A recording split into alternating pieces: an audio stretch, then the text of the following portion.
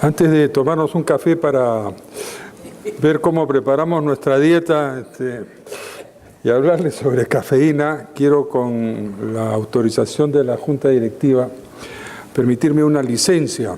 ¿Me puede dar la luz un minuto, un segundo nada más? Y yo sé que mañana van a hacer un homenaje, que desgraciadamente yo no voy a poder asistir, sobre los que fundamos la Sociedad Peruana de Hipertensión Arterial hace tiempo, pero tengo un deber moral propio. Han fallecido dos miembros importantes de la Sociedad Peruana de Hipertensión Arterial en los últimos 30 o 60 días, con quienes yo tuve mucha cercanía y me siento en la obligación de hacer un recuerdo, con el perdón de nuestro presidente. Uno es mi profesor, el doctor Benjamín Alalel, desde que fui su interno en el Hospital Loaiza, y él contribuyó a fundar la Sociedad Peruana de Hipertensión Arterial, y creo que la sociedad, en algún momento, por una de las muy buenas cosas que hace la Junta Directiva, puso el nombre del doctor Benjamín Alalel a un evento de la sociedad cuando fue presidente el doctor Zavala. Y a la otra persona a quien quisiera referirme es el doctor Andrés Paredes, un arequipeño, acaba de fallecer hace relativamente poco tiempo, cardiólogo de Arequipa importante, y con quien fundamos la primera filial hace 22 o 23 años de la Sociedad Peruana de Hipertensión Arterial. El doctor Paredes, un cardiólogo importante, no solamente en Arequipa y en el país, falleció hace relativamente poco tiempo, y por eso mi homenaje personal, y estoy seguro que de la sociedad. Así que disculpe por la licencia, señor presidente, pero me sentí en la obligación de hacerlo. Vamos a conversar ahora sobre un tema complicado, donde existe mucha controversia. ¿Qué pasa con el café? Sube la presión, produce infarto, produce accidente cerebrovascular, y han habido muchísimos comentarios en los últimos años que luego están disminuyendo. Una de las cosas que debiéramos recordar es que el café o la cafeína no son un factor de riesgo para enfermedad cardiovascular. Por lo menos en el estudio InterHeart que hizo Yusuf y en el Interstroke sobre los factores de riesgo para producir estos problemas, figuran todos estos factores de riesgo que conocemos, pero no figura el café. Y cuando se habla de los factores de riesgo nuevos, en cuanto a morbilidad o mortalidad cardiovascular, en cualquiera de los esquemas tampoco figura café. ¿Y qué pasa con el café en el mundo? El alimento caliente o tibio más frecuentemente usado en el mundo es café. El promedio, según he podido encontrar, en el mundo es 134 tazas de café al año, en información de los retailers y de los servicios de comida. El 58% del mercado global de bebidas calientes.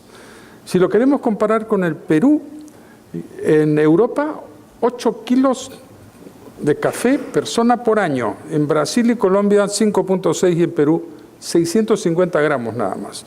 Si lo vemos de otra manera, en Suecia, 1.300 tazas al año, en Brasil, 795, y Perú, solamente 46. O perdón, sí, 47. De esta manera que en Perú no somos muy cafeteros. Y lo que ocurre es que si ustedes se pasean y ven los kioscos que toman la mayor parte de los peruanos, emoliente y pan con palta. Y yo me he dado el trabajo en estos últimos días, como tenía que hacer esta charla, de pararme en los emolienteros. El centro de Lima está lleno. Por acá no encontramos muchos emolienteros, ¿no es cierto? Depende de los distritos. Y por eso no tenemos tanto café. Acá hablamos de Starbucks y entramos de otras cosas, pero eso no es el consumo nacional. De tal manera que tenemos una cosa curiosa. De un lado, el Perú tiene ahora premios por el mejor café en el mundo. Tiene premios. Y estamos exportando una buena cantidad de café. Y el mercado peruano está aumentando desde 8.300 toneladas en el 2011 a 9.455 toneladas ahora. Pero el café pues es complejo, porque tiene genotipo, tiene fenotipo, la planta se maneja de una manera diferente en los sitios, hay un diferente ambiente y sobre todo hay dos tipos grandes de café, dos plantas de café, la Coffea arábica y la Coffea canéfora. ¿Y por qué les digo esto? Porque el contenido de cafeína es diferente. y el que tenemos en Perú y en América es café arábica. Y el contenido de cafeína de Coffea canéfora es el doble de la arábica. Así que cuando se presentan trabajos tenemos que saber qué tipo de café estamos usando. ¿De acuerdo? Muy bien. Y entonces, el café no solamente tiene cafeína, tiene compuestos fenólicos como el ácido clorogénico, que resulta ser importante, el ácido ferúlico, el ácido cumárico, tiene magnesio, quinidas, liganios, tiene diterpenos, cafestol y caiguol, que no los tenemos en los cafés peruanos, pero existen en otros tipos de café. Y entonces, café no solamente viene en la taza de cafeína, no solamente viene en la taza de café, vienen las bebidas energizantes, y son tantas y tan variadas que el contenido de cafeína es tremendamente diferente, entre 50 y 500 miligramos de cafeína por envase. Comparado con 34 o 54 en el envase de las gaseosas, y cuando tomamos una taza de café de más o menos 200 mililitros, estamos tomando entre 70 y 150. De tal manera que es diferente. Y como todos ahora sabemos del Starbucks, y resulta que a alguien se le ocurrió decir, voy a comparar los contenidos de cafeína de 3 tiendas de Starbucks. Y resulta que los contenidos de cafeína son diferentes, porque en cada tienda preparan café con diferente café. Muy bien. Y entonces cafeína tiene una vida media de 4 a 6 horas, se metaboliza en el hígado, 2 o 3 tazas de café se traducen en 20 a 40 miligramos y funciona fundamentalmente como un antagonista de receptores de adenosina. Y tenemos adenosina A1, A2A, A2B, A3, y estos receptores se expresan en varios tejidos y por eso las modificaciones de la intoxicación con cafeína tienen varias manifestaciones. Muy bien, y entonces cuando uno dice, bueno, pero ¿qué pasa cuando tomamos una taza de café? ¿Me va a subir la presión o no me va a subir la presión? Y eso depende, también otra vez otro factor que modifica las cosas, porque depende si yo soy un bebedor consuetudinario de café o no lo soy. Y este es un estudio hecho con individuos sanos, es que se le da café, otra variante, con cafeína, y el café decafeinado, que también tiene café, pero la 10ª parte de la cantidad de cafeína que tiene el café normal. Y lo que vemos es que se produce una vasoconstricción, más o menos a los 30 minutos, se mantiene por 1 hora y va hasta las 2 horas y quizás hasta las 3. Y obviamente la vasoconstricción que se produce con el café cafeinado es diferente del que se produce con el café descafeinado. Y obviamente les hablaba entonces de la tolerancia, y entonces es diferente si yo tomo café, pero tolero bien café porque todos los días tomo 2, 3, 4, 5 tazas de café, y me compara con que él nunca ha tomado café o toma café muy esporádicamente. La respuesta va a ser diferente, y alguien la hizo, acá ven a los 600 de café con alta tolerancia y con baja tolerancia. Las subidas de presión son diferentes, tanto en la sistólica como en la diastólica. De tal manera que cuando vemos un estudio tenemos que saber si es un cafeinómano o no es un cafeinómano, porque si no estamos comparando poblaciones diferentes. ¿Y por qué se eleva la presión? Bueno, por el asunto de la cafeína, como veremos después, pero a alguien se le ocurrió hace un tiempo estudiar la rigidez arterial en pacientes, rigidez aórtica, en pacientes a los cuales se le administraba café, pero que eran hipertensos, otra variante. Una cosa es que sea normotenso y otra cosa es que sea hipertenso. Y a varios hipertensos se les dieron el días alternos una píldora con 250 miligramos de cafeína, el equivalente a más o menos 2 a 3 tazas de café, y a los 30 minutos se produjo un aumento en la rigidez arterial, que tuvo su pico a los 60 minutos y duró más de 3 horas. En este grupo, el aumento de la presión fue a 11,8 milímetros de mercurio. Más importante de lo que vemos, que es 3 o 4 milímetros de mercurio en los que no toman café y no son hipertensos. De tal manera que las respuestas también son diferentes, como veremos después. Pero una de las cosas curiosas es que alguien ha estudiado 71,000 hombres y mujeres seguidos por 15 años y ver si les pasa algo con la estenosis de la válvula aórtica. Y se ha encontrado de que los que toman café se asocia positivamente con el riesgo de estenosis de la válvula aórtica de una manera de dosis-respuesta. Cuando se compara el que toma más de 6 tazas con el que no toma, la posibilidad de tener una estenosis de la válvula aórtica es importante. Seguimiento a 15 años. No me pidan la explicación porque no la tengo. Y entonces existen una serie de metaanálisis que comparan la relación de la cantidad de café que tomo y la posibilidad de tener un evento cardiovascular. Este es uno con insuficiencia cardíaca. El consumo moderado de café está inversamente asociado. Otro con muerte cardiovascular, igual, relación inversa. Este es el único que difiere. Consumo de cafeína y mortalidad cardiovascular, y aquí sí hay una asociación positiva. En el resto es al revés. Otros metaanálisis en los últimos años, igual, una relación inversa. Tomas café y me defiende en el problema cardiovascular. Muy bien, ¿y esto es cierto o no es cierto? ¿Qué pasa con la presión? Y esto es otra vez otro estudio de dosis-respuesta de metaanálisis con cafeína, con varias tazas de café. ¿Qué pasa con la presión arterial? En un grupo de estudio sube, en otro grupo de estudio baja. ¿Y el resultado cuál es? La modificación de la cifra es mínima. 2 o 3 milímetros para arriba, 2 o 3 milímetros para abajo.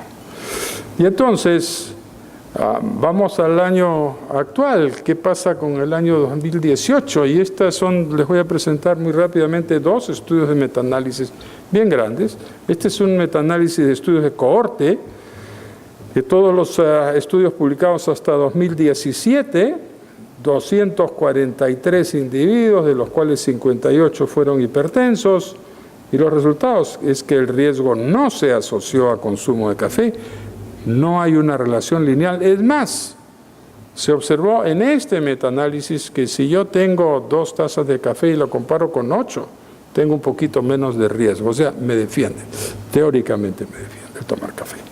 ¿Y qué pasa con el otro estudio? El otro estudio, Café y presión arterial, publicado también en revisión de la literatura inglesa hasta noviembre del 2017, estudios prospectivos. ¿Y qué encuentran en este estudio prospectivo? Publicado en el Journal of Hypertension en junio de este año. Elevación aguda de la presión arterial por ingesta de café hasta las 3 horas, cosa que ya sabemos. Una moderada elevación o disminución de la presión con ingesta de café en quien tomas café por más de 7 días, y un efecto protector del café sobre la presión en los consumidores habituales de café en situaciones de estrés o de alcohol. ¿Y cuál es la costumbre peruana? Para decirlo en criollo, tomas unos tragos y después te tomas un café para ver que se te quita un poco la borrachera, ¿no es cierto? Y, como veremos después, el café no hace nada con el metabolismo del hígado, así que lo que nos hace el café es sentirnos que estamos teóricamente menos embriagados, pero seguimos igual de embriagados porque la concentración de café teóricamente no ha cambiado. Entonces, estos investigadores dicen, bueno, pero ¿qué cosa ha pasado? ¿Cuál es la explicación? Y la explicación es genética en una buena parte. La explicación es que hay un gen que regula el CYP1A2 y enzimas asociadas que dan o explican una conexión inversa entre la presión arterial y el café por la inhibición del receptor de adenosina en la población no fumadora. Un segundo mecanismo, porque hay una inhibición de la reabsorción del sodio y agua dirigida por la cafeína, y el tercer factor es la inhibición de la inflamación, del estrés oxidativo a través del ácido clorogénico que les mencionaba hace un tiempo. De tal manera que las conclusiones de este estudio publicado este año son: no tome café antes de medirse la presión arterial y en aquellos que tienen alto riesgo cardiovascular y presión inestable, y probablemente hay un efecto protector cuando se toman 3 a 4 tazas de café al día, sobre todo en hombres no fumadores y mujeres premenopáusicas, y que tiene que ver entonces con aspectos genéticos. Y lo que muy rápidamente quiero mostrarles es que aquí está la cafeína, que es una trimetilsantina, y que por esta enzima, la CYP1, se convierte en dimetilsantina. ¿Y por qué esto es importante? Y es importante porque cuando uno tiene alelos del 1A1A comparado con el 1A1F del genotipo de esta enzima, si tiene estos alelos no le sube la presión con 1 a 4 tazas o con más de 4 tazas, pero cuando tiene este alelo sí le sube la presión. De tal manera que hay un factor genético, tendríamos que saber qué alelo tenemos, el 1A o el 1F, pero definitivamente aquí hay un factor genético en el tema. Me imagino que no se van a hacer un examen genético ustedes y van a seguir tomando su cafecito, pero vale la pena que sepamos. Entonces, el otro tema es, ¿y qué pasa con el café y la medicación antihipertensiva? ¿Se modifica?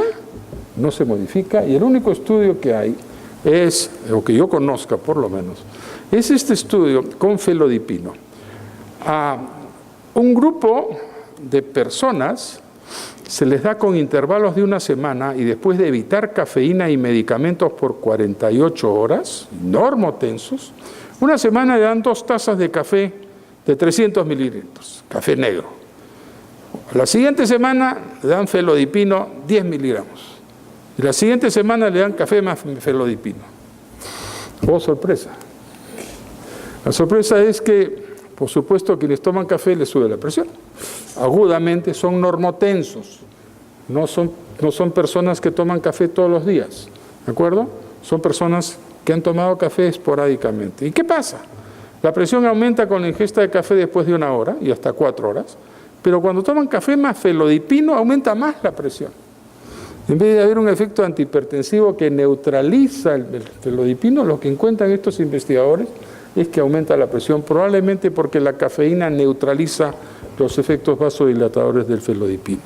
De tal manera que esto es una información que creo que puede ser útil si es que usamos felodipino en pacientes hipertensos. Muy bien, y entonces, ya que el 15 a 20% de la población consume café solo ocasionalmente, los que toman café menos de 2 veces por semana pueden tener aumento de la presión arterial. Y ese es el tema.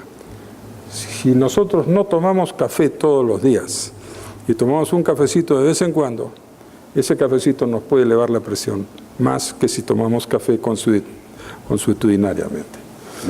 Y siempre, ¿me dan 5 minutos? Y en 5 minutos acabo. Y alguien pues siempre le quema a uno la película, este año también, dice, si tomo 3 tazas de café no me pasa nada, pero si tomo 4 tazas de café o más, tengo más riesgo de tener un infarto. Y obviamente esto es solamente para un grupo de personas especiales, hombres, solamente en Europa, no especifica el tipo de café, no incluye café descafeinado, de tal manera que la evaluación no es necesariamente la mejor.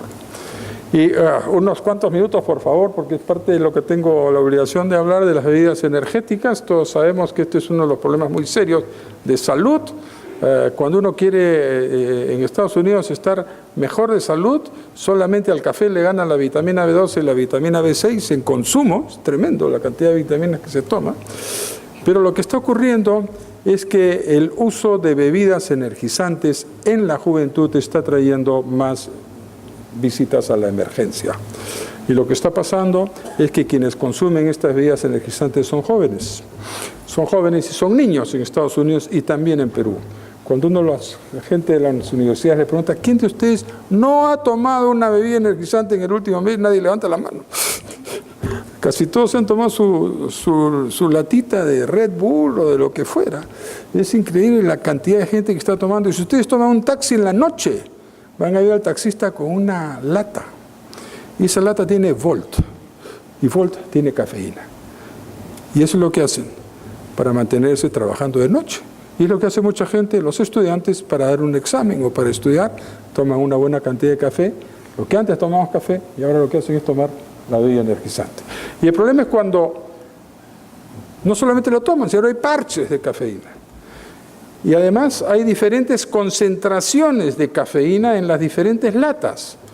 Y comparen ustedes cuando toman un cappuccino y cuando toman un café expreso, la cantidad de cafeína de miligramos por onza comparado con la cafeína líquida. Y ahora en Perú también se vende cafeína anhidra,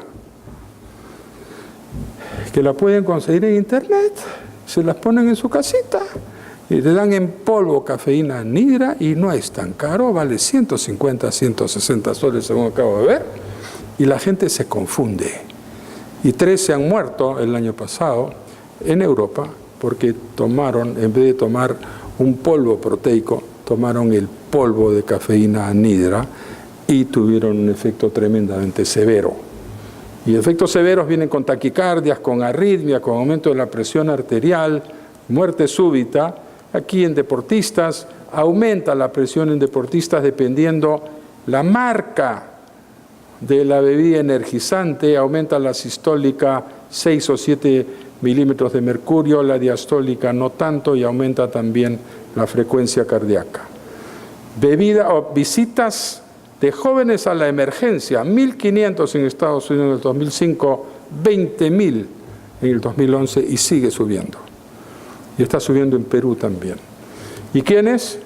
Jóvenes, de 12 a 17 años, 18 a 25, más hombres que mujeres, pero el feminismo está haciendo que también se igualen, entonces cada vez más las chicas. Y el problema es tomar alcohol más cafeína. Y alcohol más cafeína enmascara los efectos del alcohol, y eso es lo que hacen los chicos. No toman una lata, en la noche se toman varias latas y siguen tomando licor y siguen tomando latas, de tal manera que se siguen emborrachando, tienen tremor, tienen convulsiones y algunos hacen arritmia severa. Estos son los datos. Los bebedores que consumen bebida energizante con alcohol se emborrachan más, consumen más de 6 bebidas energizantes en la noche y esto hace que se acerquen a los niveles tóxicos importantes, tienen sexo no protegido, consumen en estado de ebriedad y se mueren no solamente por arritmia, sino porque matan a alguien o se matan ellos manejando. De tal manera que estas son las arritmias que se pueden producir. Esta es de una persona que tomó 5.000 miligramos de cafeína en Polonia, y estos son sus electros.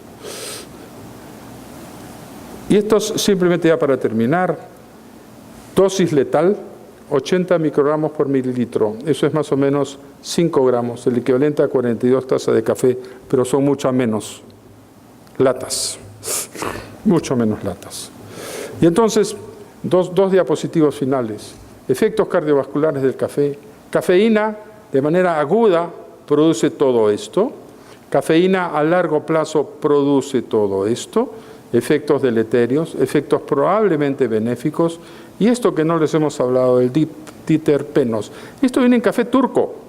Colesterol y alcohol aumenta el LDL y aumenta triglicéridos, no los otros componentes de los cafés arábicos.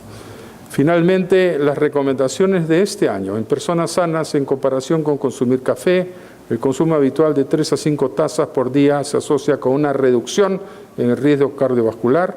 En comparación con una no ingesta de café, el consumo de 1 a 5 tazas se asocia con menor riesgo de muerte. En personas que han sufrido un evento cardiovascular, el consumo habitual, moderado, 1 a 2 tazas de café no aumenta el riesgo. Sin embargo, los hipertensos descontrolados deben evitar consumir café, y si vamos a medir la presión arterial y alguien consume permanentemente café, es mejor decirle no tomes café si te voy a medir la presión arterial, porque va a subir unos cuantos milímetros de mercurio. Les agradezco mucho por su atención.